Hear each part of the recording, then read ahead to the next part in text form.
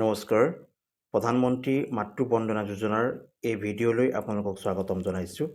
এই ভিডিঅ'ৰ জৰিয়তে PMMBY পৰ্টেলত যেতিয়া আপোনালোকে লগইন কৰিব, লগইন কৰোঁতে যদি পাছৱৰ্ডটো পাহৰিছে তেনেহ'লে সেই পাছৱৰ্ডটো কেনেকৈ ক্ৰিয়েট কৰিব সেই সম্পৰ্কে দেখুওৱা হৈছে।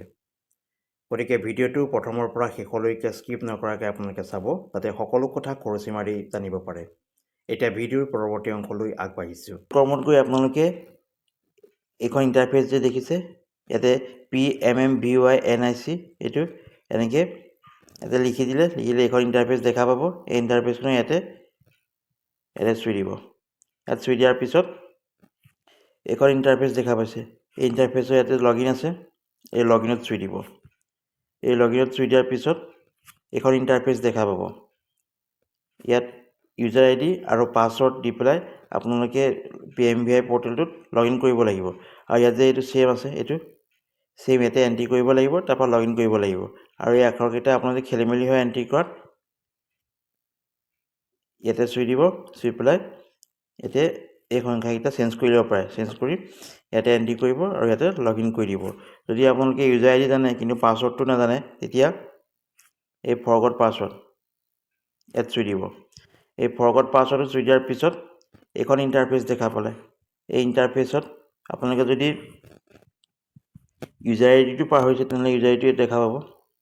তাৰপিছত এইটো মোবাইল নম্বৰ যে দিছে ৰেজিষ্টাৰ কৰি থাকোঁতে, এই ৰেজিষ্টাৰ কৰি যিটো মোবাইল নম্বৰ দিছে তালৈ OTP যাব। সেই OTPটো ইয়াতে এণ্ট্ৰি কৰি দিব।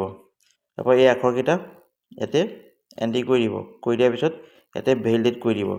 ভেলিডেট কৰাৰ লগে লগে এইখন ইণ্টাৰফেচ দেখা পাব। এই ইণ্টাৰফেচত ইয়াতে নিউ পাছৱৰ্ড, যিহেতু আপুনি পাছৱৰ্ডটো পাহৰি থাকিলে আগৰ পাছৱৰ্ডটো, গতিকে নিউ পাছৱৰ্ড ক্ৰিয়েট কৰিব লাগিব।